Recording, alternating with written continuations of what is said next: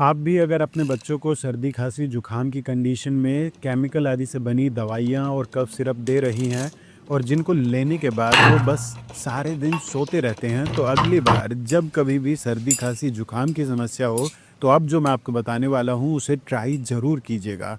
100% natural है। इसके लिए बस आपको 3 चीज़ों की ज़रूरत होगी। सबसे पहला आधा छोटा चम्मच के करीब अदरक का रस, अब इसमें 2 से 3 काली मिर्च के दाने और थोड़ा-सा शहद मिलाकर अच्छे से मिला लें। बच्चों के लिए मात्रा आधा छोटा चम्मच के करीब रहेगी, जबकि बड़ों के लिए मात्रा 1 छोटा चम्मच के करीब रहेगी। दिन में 2 से 3 बार इसका प्रयोग आसानी से किया जा सकता है और पहले से दूसरे दिन में ही काफ़ी अच्छा लाभ आपको स्पष्ट रूप से दिखाई देगा।